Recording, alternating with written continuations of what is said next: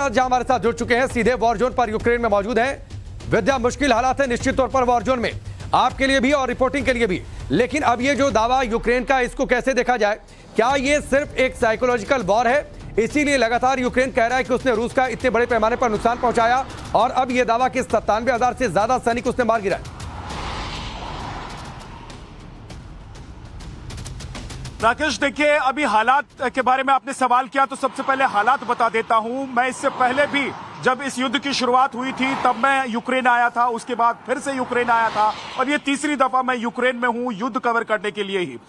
इससे पहले जब मैं आया करता था यहां पर तो यहां के हालात बिल्कुल अलग थे और इस बार हालात बदल चुके हैं। यहां पर बद से बदतर हालात हैं और उसकी सबसे बड़ी वजह जो साइकोलॉजिकल वॉर की आपने बात की, वो वॉर चल रही है और पुतिन लगातार अब यही कोशिश कर रहे हैं कि कैसे मानसिक तरीके से घुटने टेकने के लिए यूक्रेन को मजबूर किया जाए। उसके लिए पावर स्टेशंस को अटैक किया जा रहे हैं, जो बुनियादी ढांचे हैं यूक्रेन में उनको सबसे ज्यादा टारगेट किया जा रहा है। क्योंकि मैं डिनिप्रो में मौजूद हूं, हमने यहां पर पिछली 2 रातें बिताई हैं और यकीन मानिए केले और एप्पल के अलावा यहां पर हमें खाने के लिए कुछ नहीं मिल सकता, क्योंकि यहां पर सब कुछ या तो बंद है या फिर जो चीजें आपको मिल रही हैं उसको आप कुक नहीं कर सकते। आपके पास गैस नहीं है, आपके पास पानी नहीं है, आप बड़ी मुश्किल से यहां जिंदगी जी रहे हैं। ये नर्क जैसे हालात अब होते जा रहे हैं। यहां पर अब वो दिन मुझे लगता है दूर नहीं है कि मार काट मचेगी, खाने पीने की चीजों के लिए लूट करेंगे लोग। लेकिन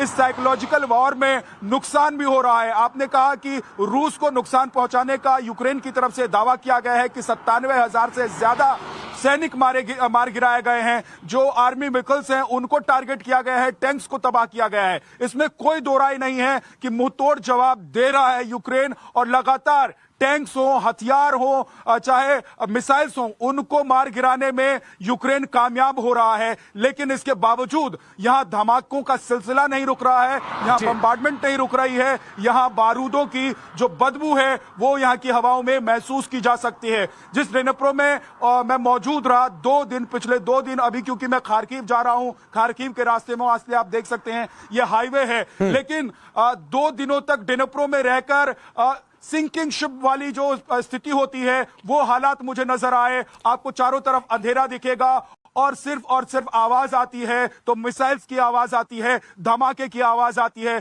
क्योंकि यहां से 500 किलोमीटर की सिर्फ दूरी पर कीव मौजूद है और कुछ ही किलोमीटर की दूरी पर डोनेस्क मौजूद है, ज़ेपोरिज़िया मौजूद है, लुहांस्क मौजूद है, जहां पर सबसे ज्यादा इस वक्त हमले किए जा रहे हैं। निश्चित तौर पर विद्या, आपने जो बातें कही वो हालात कितने ज्यादा मुश्किल हो चले हैं यूक्रेन में, वहां के नागरिकों के लिए भी आपकी बातें ये साफ तौर पर दर्शा रही हैं और निश्चित तौर पर ये हालात उतने ही बुरे आपके लिए भी है। और इसीलिए लगातार जो आपकी जाबाज भरी रिपोर्टिंग है, जो तस्वीरें हैं वो दर्शकों के सामने रख रहे हैं और जो आप तस्वीरें भेज रहे हैं वो तस्वीरें निश्चित तौर पर दर्शकों को दिखाना इसलिए भी जरूरी है ताकि जंग के कई सारे साइड इफेक्ट्स किस तरीके से होते हैं, कितना बड़ा नुकसान यूक्रेन में हो रहा है, ये लोगों को पता चल सके। बहुत बहुत शुक्रिया विद्या हमसे जुड़ने के लिए, इस पूरी बातचीत के लिए। आगे